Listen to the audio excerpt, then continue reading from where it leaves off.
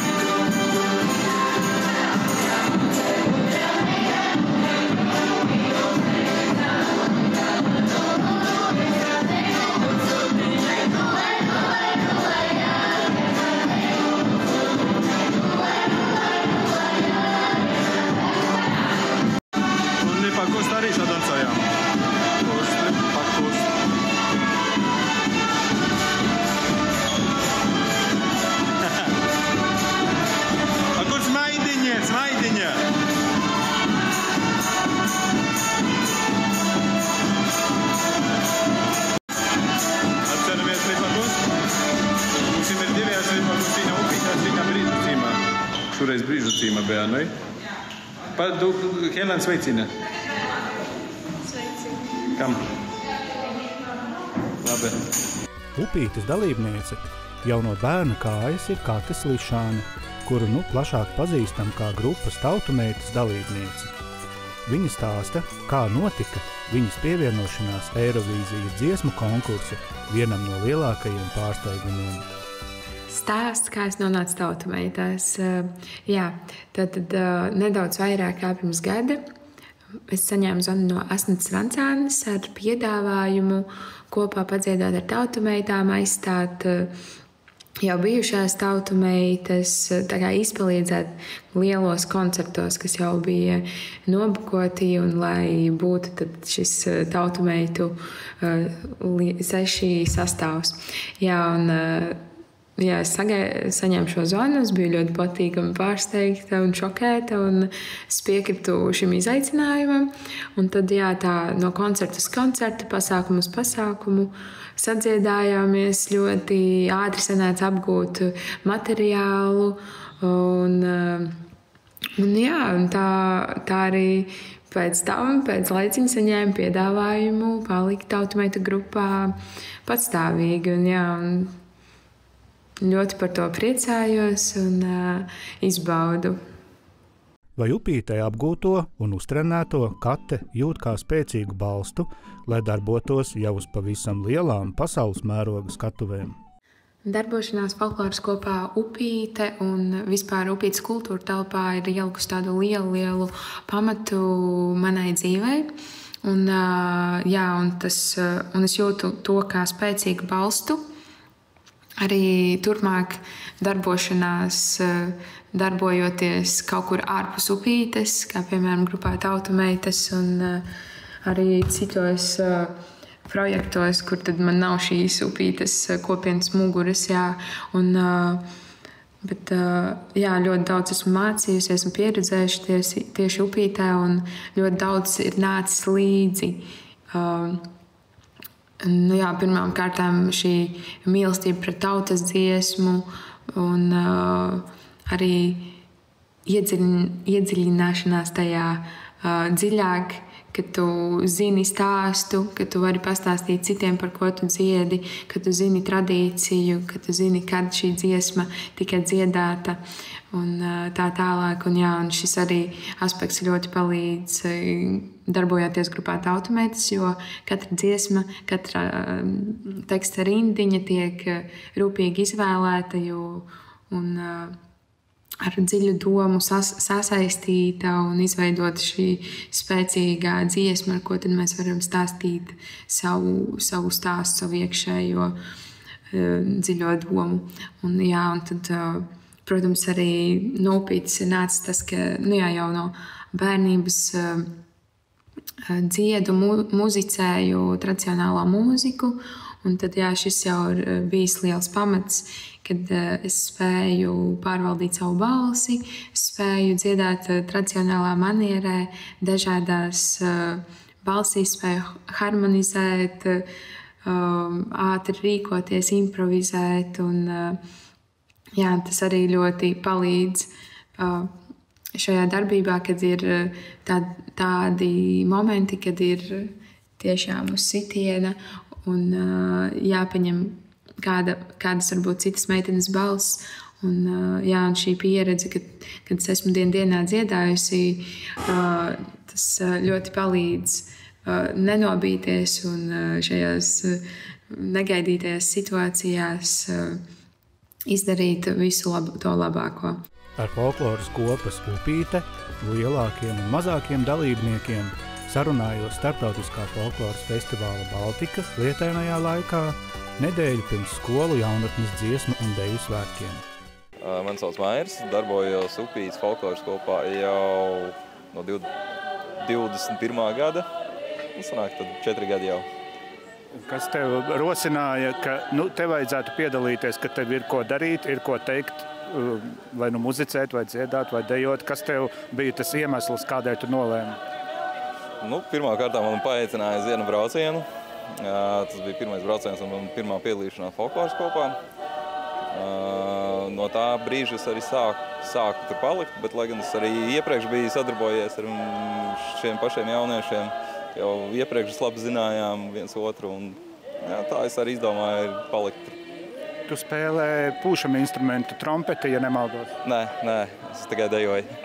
Nu labi, tas jau arī nav tikai. Trompetists pašlaik ir skatavs. Labi. Saki, lūdzu, kā tev vispār šķiet šī tradicionālā kultūra, viņai ir tā nozīme kaut kā palielinājusies, kāpēc ir svarīgi ar to nodarboties, par to stāstīt citiem, kuriem tā nav ikdiena. Kā tu redzi to mērķi, tādu nozīmīgumu tam, ko tu dari? Tas noteikti ir mantojums, kas jānodod paudzēm. Pašam arī patīk tādas lietas, arī kaut ko jaunu iemācīties, arī parādīt kādam citam. Tā kā es domāju, tas ir vienīgais nozīmīgais tas, kad tas ir mantojums, ko mēs tālāk nododam, ko mēs piekopjam, ko mēs cenšamies arī iemācīties. Piemēram, ir arī kaut kādas lietas, kas ir tādas aizmirstas un palikušas pie mūsu senčiem. Tad, šis ir tas variants, kā mēs to varam iemācīties un turpināt saudzēt un attīstīt. Mani sauc Jumis un es darbojos 4 gadus. Mani sauc Jānis Rūkas Rogins un es 2 gadus. Folkloras kopā daudz dažādu lietu, rotaļas, danči, dziedāšana, spēlēšana. Kas jums no tā visa patīk vislabāk un kas ir tāds, kas varbūt netik ļoti patīk? Man visvairāk patīk dziedāšana, bet nepatīk ļoti dejošana. Man visvairāk nepatīk dejošana, bet visvairāk patīk dziedāšana. Super. Un vai jūs piedalīsieties skolēnu dziesmu deju svētkos, pareizi? Protams. Jā. Un vai jūs esat gatavojušies, cik ilgu laiku, visu mācību gada laiku gatavojāties? Jā. Tieši tā. Jā. Un kas ir, ko jūs šajos svētkos gaidāt visvairāk? Vai tas ir kaut kādu jaunu vietu ieraudzīt, vai arī iepazīties citiem bērniem? Iepazīties ar citiem. Iepazīties ar citiem bērniem. Un jūs uzstāsieties, ja es pareizi saprotu, Brīdavas muzejā, pareizi? Jā. Esat bijuši tur agrāk jau? Jā, es šodien biju 8. jūnijā. Un mammai Tirdziņš bija. Jānis ir bijis Brīdavas muzejā? Jā, biju. Kad jūs tur nonākat, tad liekas, tā ir īstā vieta, kur folklorai skanēt, pareizi? Jā. Bet, piemēram, šitā tādā pilsētā, kur apkārt mašīnas brauc, varbūt liekas tā dīvaini kaut ko dziedāt, dejot, ne? Jā. Kā Jānim šķiet? Vidēji. Var iztikt, ja? Var iztikt. Cik jūs ilgi darbojaties folkloras kopā Upītē? Diezgan sen, jau kopš no bērnu dārza, laikam. Un tu tāpat? Sorry. Vai šie būs pirmie skolēnu dziesmu deju svētki, kuros jūs piedalīsieties? Nē, otrie. Arī tajos, kas notika attālināti, arī tajos piedalīties? Jā. Un tev? Jā, tajos tu arī piedalīties? Un kas ir tas, ko jums visvairāk patīk darīt folkloras kopā, jo daudz dažādu lietu, un kas ir tas, ko jums tā bišķi jāpiespiežas, kad tas jādara? Visvairāk man patīk braukt ceļojumos, kad mēs braucam uz ārzemēm. Bieži vien notiek tur dažādi pasākumi. Un gan jau, kas būtu, kas nepārāk patīk, grūtāk, tas gan jau kā dejošana. Laikam, jā. Sarežģīti. Jā, sarežģīti. Iemācīties visu. Kur ir kas tev patīk un kas tā mazāk patīk? Man patīk spēlēt un arī braukāt pa ārzemēm. Kādu instrumentu tu spēlē? Mandolīnu, ukuleli un bungas. Kā jums šķiet, vai jūs arī nākotnē, tad, kad būsiet jau krietni vecāki, arī vēl nodarbosieties ar folkloru, ar mūziku, vai to grūti tagad pateikt? Es domāju, ka jā. Kā tu šķiet? Varbūt.